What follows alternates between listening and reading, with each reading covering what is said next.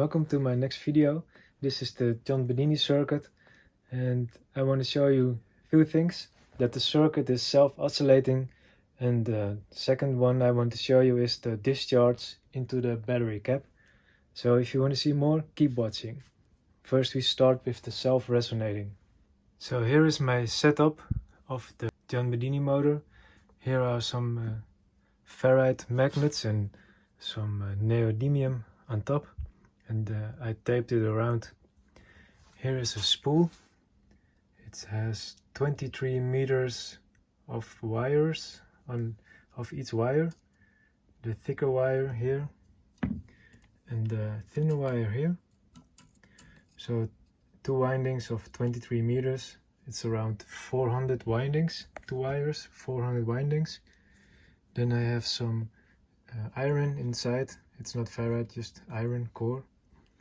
So it sticks a little bit better. And here is my Bedini circuit. I have two diodes. One diode for the back EMF, and then the other diode goes to the capacitor. And I have this Arduino into an optocoupler, and it fires this transistor, and then this fires the capacitor into battery bank 2. As you can see here, I have coil 1 and coil 2. This is the trigger coil, and this is the back EMF coil. Then I have an arrow for the minus and the plus going into the battery, so the charge battery, and here is the plus and the minus of the charging battery. And here I have the scope connected onto the capacitor. The yellow wire goes from the top, from up the top over there to the capacitor. It's hard to see. Here to the capacitor, and then the black wire is the minus of the capacitor. And there is the optocoupler, and it switches the transistor. And here are the wires. And it's just hooked up as Bedini has drawn his circuit. And each time the LED flashes, this optocoupler is fired, and then it fires this transistor, and that one fires into the battery. So there are two ways to start. I have this upgraded with the variable resistor. This is the 470 ohm, and this one is coupled to that one, so I can turn this all the way up. I'm not sure how much, but I can tune this wheel. So what I have found out, if I turn the resistance up, then this spool is going to self-resonate, and then I don't have any mechanical output anymore. So that's pretty cool. So here we go I turn the resistance all the way down, and now we can do the mechanical Bedini motor.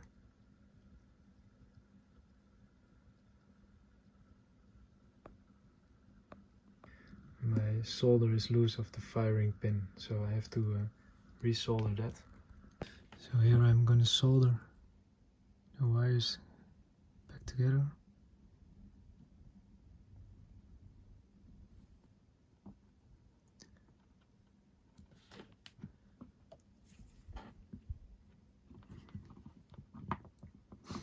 Yep, that will stick. Now I can put this on.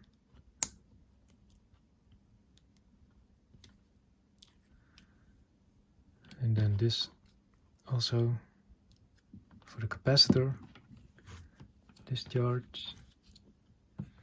Now I can turn the scope back on again. So there's no trickery. I watched videos of Joel also doing this.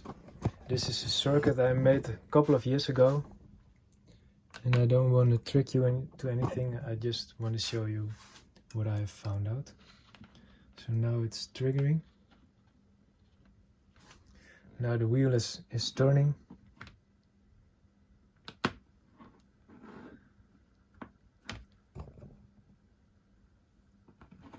So we have a mechanical load.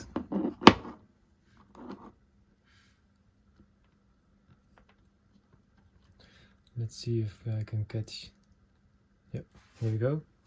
So this is the capacitor discharge into the battery. And if I turn this a little bit up, then you can see it's struggling on the wheel. Because then this spool is going to self-oscillate and making a magnetic field. So that's the first thing I want to show you. So if I turn this one up, then you can see the spikes are looking different. And also you're going to hear the oscillating when the magnet is in front of the coil, like this. So now you can hear the self-oscillating. And if I turn this a little bit up,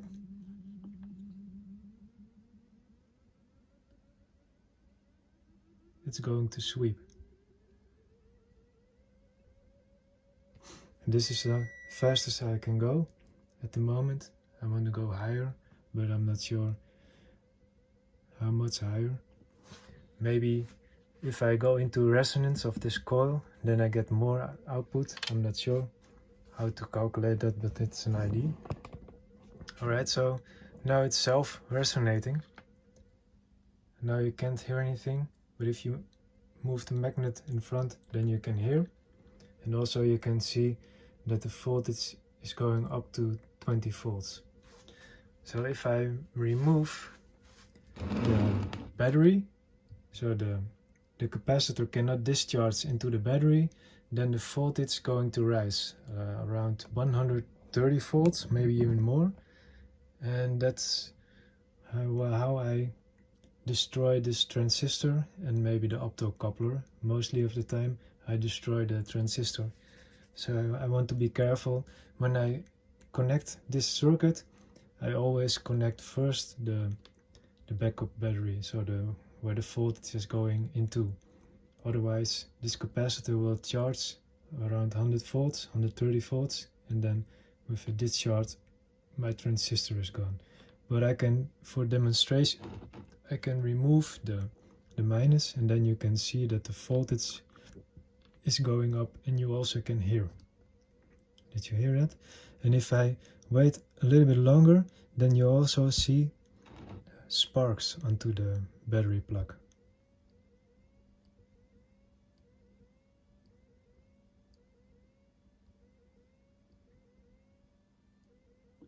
So if I wait a little bit longer, then the frequency is going to rise as well, and then you can see some sparks onto the battery.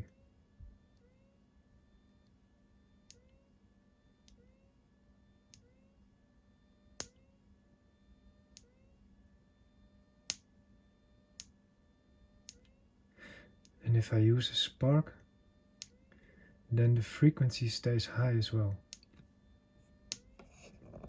So that's pretty good. So maybe I can install a spark gap between the battery.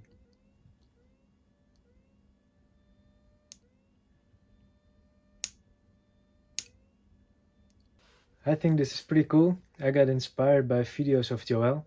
Go to his YouTube account and watch his video about the back EMF and the Bedini sparks into the batteries.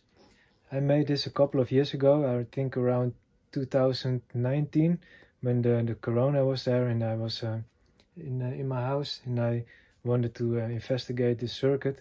I had this idea for a very long time and I made it work in that year, so it's pretty cool.